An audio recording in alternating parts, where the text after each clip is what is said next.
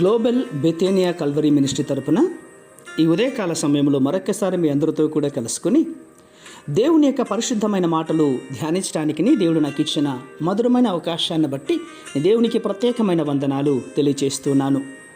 ఈరోజు కూడా పరిశుద్ధమైన వేద గ్రంథంలో నుండి మరొక చక్కటి మాటను చదువుకుందాం. ప్రసంగి గ్రంథము 2వ అధ్యాయము 14వ వచనాన్ని నేను చదువుతున్నాను. దయచేసి గమనించండి.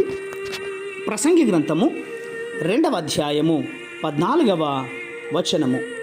జ్ఞానికి కన్నులు తలలోనున్నవి, బుద్ధిహీనుడు చీకటి యందు నడుచుచున్నాడు. అయినను అందరికీ ఒక్కటే గతి సంభవించునని నేను గ్రహించితిని. దేవునికి స్తోత్రం కలుగునుగాక. అవును ప్రియమైనటువంటి సహోదర సహోదరులారా, జ్ఞానికి కన్నులు తలలో ఉన్నవి అంటే వారు బయట కళ్ళతో చూడరు, బయట కళ్ళతో చూచి నిర్ణయాలు తీసుకోరు కూడా, ఆత్మీయ కళ్ళతోనే చూస్తారు. ప్రియులారా, దేవుని శక్తిని, దేవుని యొక్క సంగతులను ఆలోచిస్తూ వివేచిస్తూ బయట కళ్ళు పైపైన వాటి మాత్రమే చూస్తాయని వారు గ్రహిస్తారు. ఆత్మీయ కళ్ళు బండ లోపల ఉన్నటువంటి నీళ్లను కూడా గమనిస్తాయి. బయట కళ్ళు మనుషుల పై రూపాన్ని మాత్రమే చూస్తాయి. ప్రియులారా, లోపటి కళ్ళు మనుషుల హృదయాలను కూడా గ్రహిస్తాయి. అవును, అట్టి శక్తిని యేసు ప్రభు వారు వారికి ఇస్తాడు. అయితే శాపగ్రస్తమైనటువంటి కన్నులు కలిగిన వారికి ఈ శక్తి ఉండదు, ఆలోచన కూడా ఉండదు. వారి కళ్ళు గురుడిగానే ఉంటాయి. శాపపు కళ్ళు కలిగినటువంటి వారు ఎంత చదువుకుని ఉన్నా, ఎంత ధనవంతులైనా, ఎంత ధనికులైనా, ఎంత గొప్పవారైనా వారు బయట వాటిని చూసి మోసపోతూ ఉంటారు. ప్రియులారా, వీరు మనుష్యుల అందములను, పట్టణం యొక్క అందములను, ప్రకృతిని, ధనమును చూసి మోసపోతూ ఉంటారు. అవును, వ్యాపారాల విషయంలో కూడా, వివాహాల విషయంలో మోసపోతూనే ఉంటారు.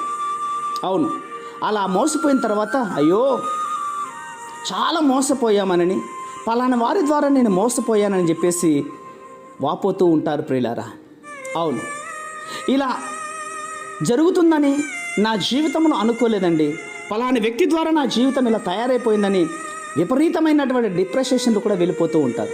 అవును, చాలా చాలా చాలా చాలా నష్టాల్లో మునిగిపోతూ ఉంటారు. ప్రియులారా, దీనకరమైనటువంటి కళ్ళు దేవుణ్ణి ఆత్మీయ కన్నులతో చూచినటువంటి వారిని, వారి పరిస్థితి దేవుడు మార్చేవాడుగా ఉంటాడు. దేవుడు వీరిని మోసపోనీయాడు. ఎలాగైనా సరే వారి ఆత్మీయ జీవితాన్ని కాపాడుకోవడానికి దేవుడు ఇష్టపడుతూనే ఉంటాడు. ఈరోజు నీ చూపు ఎలా ఉంది? బయట రూపాన్ని చూస్తున్నావా?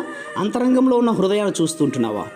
పరిశుద్ధమైన మా ప్రియ పరలోకపు తండ్రి, ఈ మాటలు వింటున్న బిడ్డలందరికీ ప్రభువా ఆత్మీయ కన్నులతో చూసే మంచి దీనకరమైనటువంటి దృష్టిని మీరు కలుగజేస్తారని విశ్వాసంగా నమ్ముచు చిన్న ప్రార్థనను మా రక్షకుని యేసయ్య నామమున బట్టి ఈ వేడుకను పొందుచున్నాం మా తండ్రి. ఆమేన్, ఆమేన్, ఆమేన్.